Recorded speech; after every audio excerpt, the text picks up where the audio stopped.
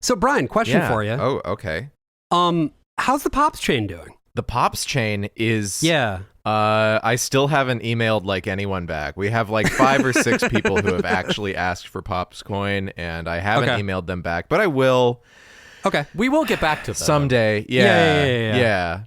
Maybe when the escape room closes and I'm desperately looking for something to do. That makes sense. The reason I'm wondering is that, you know, I've had NFTs on the brain a lot lately, and blockchains and things like that. But as I understand it, Pops chain is the world's first cryptocurrency backed by a paper ledger. Physical paper transaction physical ledger. paper ledger. I have it right here at my desk. And it goes entirely, you just email me and ask for Pops coin, and I won't get back to you probably for a very long time. But at some point, I probably will get back to you. Yeah, well, Brian is lousy with NFTs. No fucking time. That's right. I'm also lousy with all the lice that I have. So many possible worlds, but we got this one. So many possible worlds, but we got this one. Welcome to the worst of all possible worlds, the first and only podcast lousy with lice. I'm the worst of all possible AJs. I'm the worst of all possible Brians. And I am the worst of all possible Joshes. And we're doing NFT week, baby. Yeah. We want it all! Why? I don't know. Yeah, Josh just bought a bunch of NFTs, and he wants to let you, the audience, know That's that right. they are for sale at a significant markup. Brian, you're trying to trick us, and what I have to say to that is NFT. Nice fucking try, bud. Hey. Oh, God. This is going to be the C.S. Lewis episode all over again, isn't it? Got a whole list. Oh, God.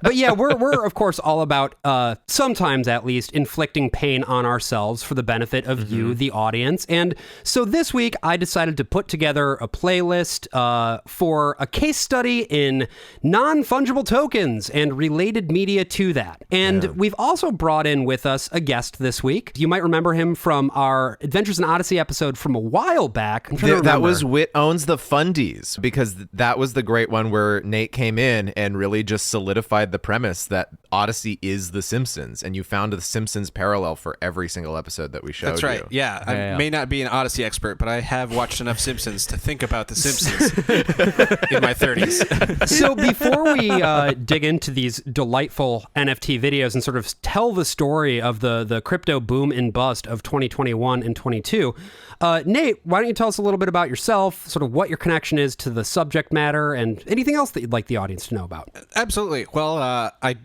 unfortunately, I'll give you an anecdote here in a moment, do not own any NFTs. You don't? Not for lack of trying. Leaving money on the table, man. Josh, as you already know, an employer, as a Christmas bonus, right, awarded every single employee who signed up with an exclusive audio NFT. Audio NFT? All you had to do was create an Ethereum wallet. Oh, that sounds easy. And send him your address, and you would get this amazing Christmas gift. He was also going to get back to you. Yeah, that's right. No, he did follow through. Unfortunately, I opened what was apparently a Ethereum Cash wallet. Oh, totally different thing. That is entirely different. Yes, everyone knows everybody's that. shaking their You head idiot, on camera you here. fucking moron. So I accidentally had my audio NFT sent somewhere into oblivion. It still exists. Sure. It's still appreciating in value, presumably, but I can never, ever access it. It is like the original NFT, Nate's Fungible Token. Oh, yeah, absolutely. Wait, audio NFT? What does Yeah, that that's do? the wild one to What me. is it like a fart? Like a unique fart? So this was meant for a metaverse platform, right? Oh, okay. And just like the old AOL Instant Messenger, when you would log in or log out, when you'd enter a room, etc., you'd have like a knock knock, the door opening sound, the door slamming sound. Remember that? Yeah. Well, this is even better because you could have a unique one that was in NFT form. Okay. So Stored on the blockchain. Assuming that the metaverse really took off, which of course it did. Yeah. And that everybody wanted these unique audio greetings, which they do. Yeah. This was a perfect Christmas gift, right? Yeah. And it turns out afterwards, the man who gifted them said during a company-wide meeting, for the amount of money it cost to mint these, all the gas fees, etc., I could have just given everyone an Amazon gift card. which was great. It was great for every employee to That hear. really boosted the morale, yeah. We could have just given you money instead of this fake thing. You could have gotten a real thing, yeah. What this is going to kind of be is a survey of what that time was and what it felt like in the form of a number of videos. Yes, this is another true worst of all possible worlds, the very worst. We've put together a playlist from hell, and we're going to go through it together. So buckle Thankfully, it was short this time. in. Pretty short. We should start by just describing a few things, because everybody has at this point heard of the idea of cryptocurrency, of NFTs, of stuff like that. But I want to just define it as clearly and briefly as possible. For people who maybe still don't know the differences between these, because honestly, why fucking should you? This stuff sucks. Like, the only people who know about it are people like me who have spent way too much time caring about stuff that doesn't fucking matter. So this is sort of a primer that I've put together here. Stick with me, and for everybody who is listening along, if I got anything wrong, do not email me. Go fuck yourself. Email Dan Olson at foldingideas.com. Because, a lot of this background is based on Line Goes Up, a fantastic YouTube video, which you should watch if you want a even broader understanding of this. Dan Olson put this video out sort of at the peak of the NFT craze, and it explains a lot of the stuff far better than I could. But so, guys, how many of you have ever exchanged money for goods and services? I've done it a couple times. Okay, I've seen my parents do it when I was growing up. Okay. Oh, sure. Got it. Sure. It was one of those things I meant to pay attention to and figure out how to do, but it's never come up so far. Okay, cool. Well, I'll go ahead and explain it to you then, Nate, just so you can understand like how traditional money works. Fiat currency, right? Where basically a currency is a form of value where if you have some of it, you can give that thing to somebody else and they will give you something in exchange for whatever the presumed value is of that currency, right? And up until recently, transacting globally in any form of currency relied on centralized governing bodies. So national banks like, the Federal Reserve Bank, they are the ones who have the money. They are the ones who ensure the consistent supply of the money. They are the ones who determine how much of the money gets printed and where it goes and how it flows and stuff like that. And then private banks, such as, JP Morgan Chase, Barclays, banks like that, are private commercial banks that you can then transact with as a person to ensure continued access to your currency, right? And then, of course, the other layer here is payment processors, right? You got Visa, you got American Express, you got MasterCard. They're like, hey, is there enough money in there? Looks like there is, and they ensure that it goes from bank to bank. That's fiat currency in a nutshell. That's how the system works. Any questions about that? Just one major question. Yeah.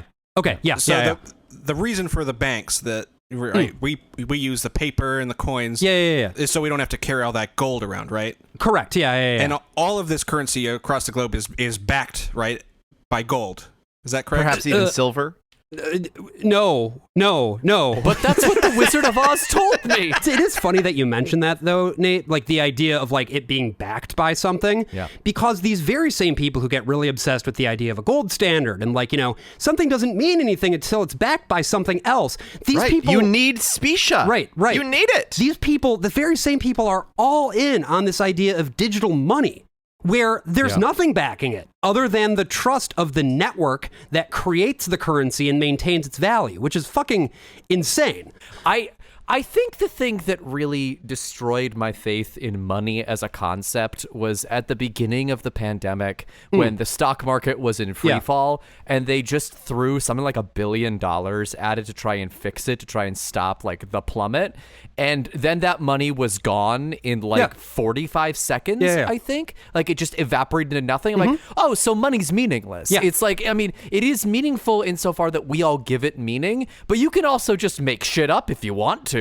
You could just throw it into an abyss and it doesn't fucking matter. It's just gone. And this is how AJ became a libertarian. I bury all my provisions in the woods, all my gold. So what if rather than needing to rely on this imaginary money, this sort of socially contracted, agreed upon thing, we just had a store of objective value that lived as code on a blockchain that cannot be destroyed, that can always be verified through the use of other computers on the network. Isn't that something that you've always wanted? Code is objective. That's right. There's so many studies done that there are It's just no math. human biases in code whatsoever. No, there's never any errors in the writing of the code itself. There's no ideology underpinning. I mean, Nate, you understand this better than anybody. Yeah, as someone who works in tech,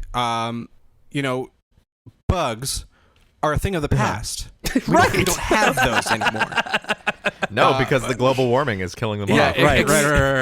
Right. We've reached a point where now that we have AI, it writes the code for us, so we don't need to worry about human error. Right. It just works. Right. We used to, the old computer programmers, hear these stories of the computer took up the entire room, right? IBM, you go into this giant chamber and you had punch cards that you had to feed the thing, and it was a literal bugs that would get in and block the holes or whatever. Right. Oh, I Hence the didn't word. know that. We don't have that anymore. There's Right. not even a keyboard. You take out your iPad and you open the app. So there's not bugs. Oh, a so your programmer just chooses iPad- the settings in the app. Your iPad is able to punch the cards all on its own. Yes. But behind it, it's a virtual card, like an e-book. But the punch card is still backed by something, right? Gold or silver? Hopefully there is a gold Logs. standard. Josh, please let us know. Is there? So obviously we are being extremely facetious here about like the provenance of bugs or lack thereof. Like there is still so much bad code that gets committed every single day because people make mistakes, and so does AI. So does the supposed generative AI that cannot fail us. And so all of the errors, all of the biases, all of the just sloppy work, all of that then gets encoded into what are called smart contracts. And the idea of a smart contract is, what if, just stay with me here. What if, rather than having the potentially error-prone exchange of money for goods and services, that the whole thing could be automated and put into one infallible contract that cannot be changed, so that when you engage with it, the transaction goes through and cannot, under any circumstances, be reversed without the consent of both parties. Wouldn't that be great? Okay, so a couple questions. Yeah. If it's a single, long chain of code, blocks, whatever, and every transaction is working on this one chain, is that just making it longer every time? It is. Yeah. So it's like Leon in that it is getting larger. It is much. Yes, it is. It is. Okay, so now we have this, at this point, say just Bitcoin on its own has been around for a very long time. So this has become a full Goku situation. Oh, very much so. Yeah. No, it's so large. So where is the blockchain? There's this great scene in It's a Wonderful Life, and I feel like he explains the blockchain really well. The blocks are not in the bank. Oh, it's not here. The blockchain is in Bosnia, Herzegovina. It's in a server in a bunker in South Africa. There is some sort of theoretical moment where the blockchain could simply go offline, right? So, and this goes back to BitTorrent days, is why I know this. Oh. But basically, right, BitTorrent is decentralized. It's relying on all these other people who are connected, who are saying, hey, here's the file. Here's what all the pieces of the file should look like. As long as a majority of them agree, then people connecting will know, okay, this is the right thing. Somebody could come in and try to I'm going to, rename the file and send the wrong packets. But all these peers, all these other people are saying, the majority is saying, hey, wait, that's fake. We are enough of a authority to tell you that this guy is a bad actor. So luckily, on the internet, there's no easy way to spin up lots of extra virtual machines, computers.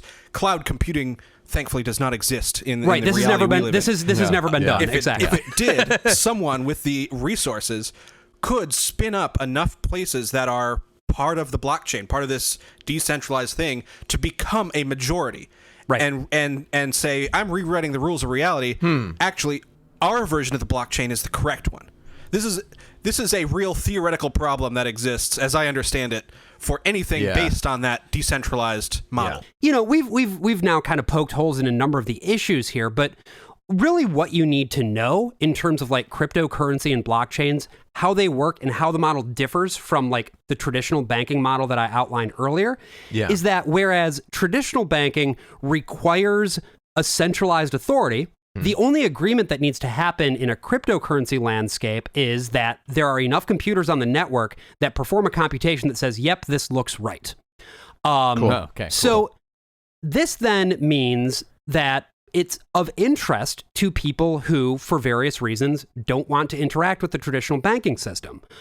Specifically, people who want to traffic in potentially illegal materials. Silk Road, the Exactly. drug selling Exactly. marketplace on the dark web, was one of the big actual use cases for Bitcoin. Exactly. Yeah. So that's one use case. The other big use case for cryptocurrency that sort of comes to the fore, and particularly as we get closer to 2020, is speculative value. The fact that if you get a whole bunch of people to buy into the idea that this thing has value, you can watch the line go up. And then, if you're the person holding most of the cards, you can make sure that you get out before the line goes back down again, right? Currency is really good for this. I am doing this right now with the Iraqi dinar. Yes. Because once we reelect our president, Mr. Trump, into his rightful third term, because this, of course, is his second term that he's serving in exile,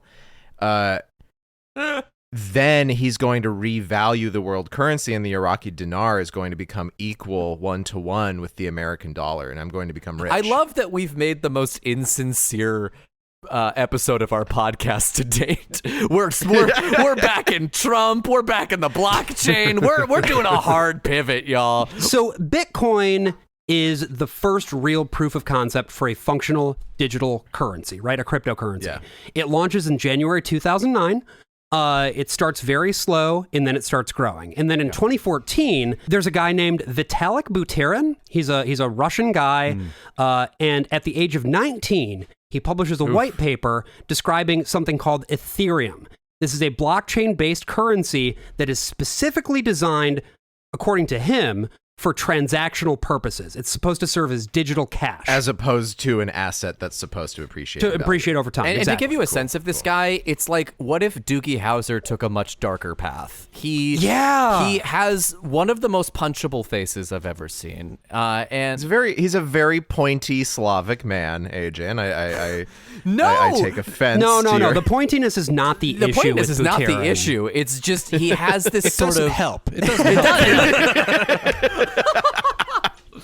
But like he has this sort of smugness about him. This sort of I'm gonna destroy the world's bank just because I can. Kind of mentality about him that makes him deeply, deeply unsettling to watch in this interview that you sent us, Josh. Yeah, so the media loves a fucking wonderkind, right? And so it doesn't take long for Buterin to start to get a lot of interest from the media. And this is largely actually legacy media that wants to try to appear forward-looking. Sure. And so I pulled an interview from Vice in 2018, another outlet that is doing very, very well now.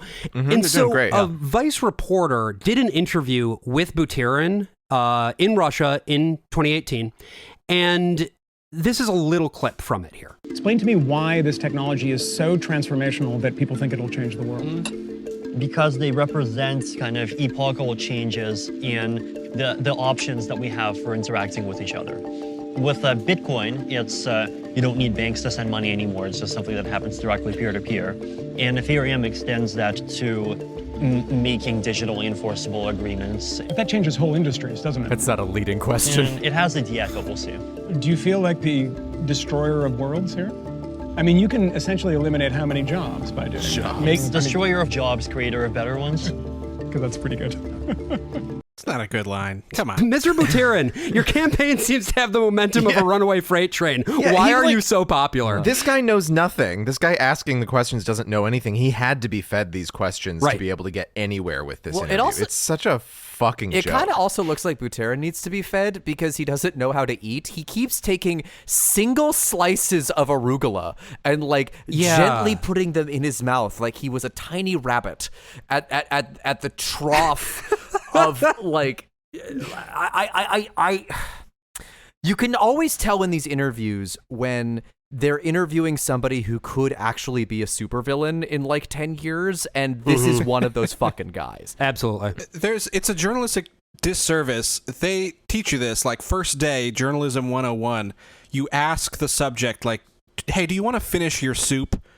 Before we start talking, before we go on the record, just want to finish that. that bowl of soup. It's going to be really distracting. That's what Vice came in to disrupt, though. They That's right. want they want the mouth sounds. They want the soup and the salad and the breadsticks combo. It's unlimited. When you're there. at Vice, your family. I think that this is actually part of the performance. I think that, this guy, he's a little different from the rest of us. He doesn't finish not like his the other meal girls. and then talk. No, he's so brilliant that he can eat and talk at the same time. You know what I mean? No, like genuinely, I think that's what's going on here. I think the most sympathetic lens I can give for him and a lot of guys like him is I think they would be a lot happier, maybe not happier. They would be a lot more fulfilled inside if they were just communists instead of blockchain enthusiasts. Yeah. Specifically currency related blockchain. Because you look at he describes the technology and stuff, and there's this weird push and pull of like, we want this decentralized thing. I should be able to, send this to you and you get it. But we need to make sure that you own, that there's this private ownership, that you still control this thing. And all of this, okay, we want it to be decentralized, but we need some sort of public record and perfect like lineup of, the value isn't lost, this is going somewhere. All of that makes it much harder to do. And part of the reason that this technology is very complicated and leads to these giant endless chains that just suck up more and more resources is because these things are at odds with each other, right? Yeah. The philosophy of BitTorrent and Napster before it and all these things, I feel like are very antithetical to what the new cutting edge technology stuff is, of like, here's this super profit thing that will make us all rich, instead of here's this way to share everything so we don't need to be rich. Yeah. And I don't know if these types can ever get back on that track of like this old school, Linux kernel hacker guys of, hey, we need a free operating system. That philosophy seems to be lost in the weeds for hey, we need a new bank that we own. Yeah. And if you go and you read some of Buterin's old articles, which were actually compiled in a paperback, which I do not recommend buying. But I did check it out from the library a few months ago and just kind of skimmed it. And it was like, honestly, my big takeaway after reading it was, this is a bunch of fucking bullshit. He's not an idiot, obviously. He has a powerful intellect in the sense that he can synthesize ideas, but he lacks an actual understanding of like the context that these ideas are in. Sure.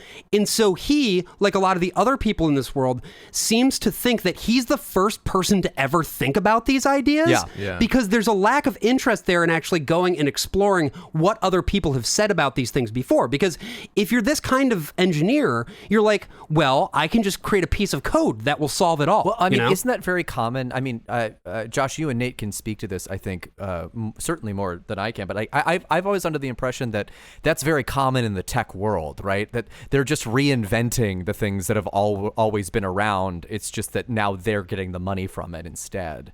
Is that a common thing that you've run into in your time in tech? I would say so. Yeah, there's this kind of philosophy of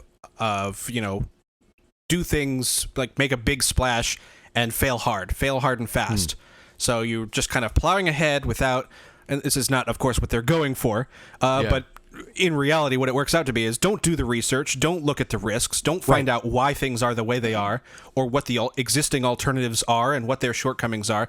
Just, if you get an idea, do it, throw a bunch of resources at it, and figure it out along the way if it collapses. Hopefully you are still holding the bag, or not holding the bag. Yeah, you've thrown the bag to an underling. And Right. Exactly. Hopefully the money that you've spent is somebody else's money, and you keep yours, and then some. Yeah. So it's just, there's this drive to not take things slowly, which means that you are skipping all of this.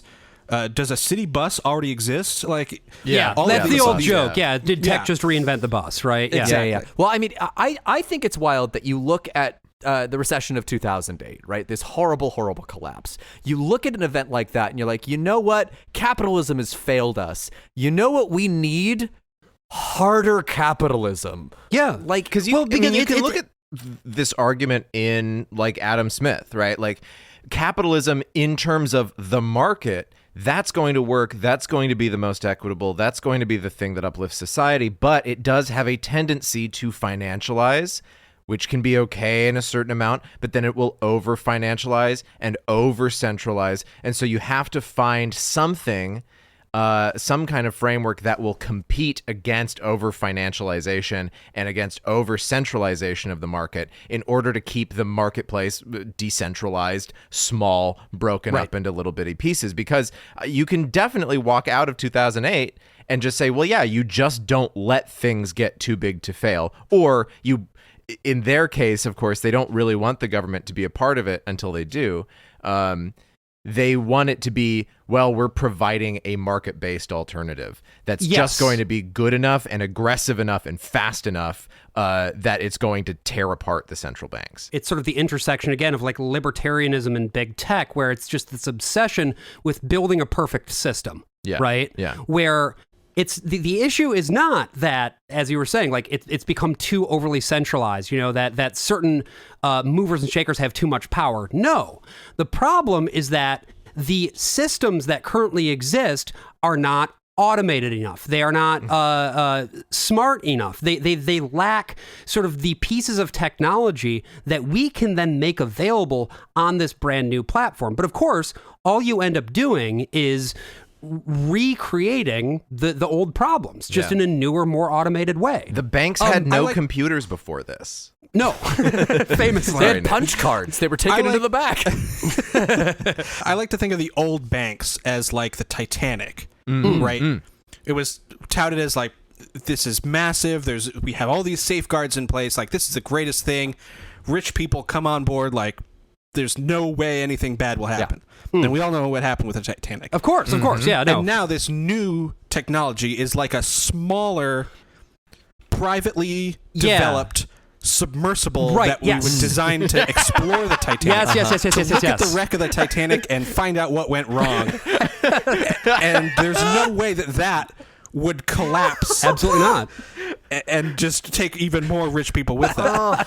I feel like that's the episode. That's NFTs. Unfortunately, we haven't even talked about NFTs yet. Please don't make me talk about the CryptoKitties, Josh. I don't want to talk about how much this man wants cats to fuck. Hey there, you are listening to a preview of a premium episode of The Worst of All Possible Worlds. If you'd like to listen to the rest of this, head on over to our Patreon. That's patreon.com/worstofall. And you can listen to not only the rest of this episode, but our entire backlog of premium episodes, bonus episodes, and if you subscribe at the $10 tier, you will get an extra episode of the podcast every single month. Again, that is patreon.com/worstofall. Hope to see you there.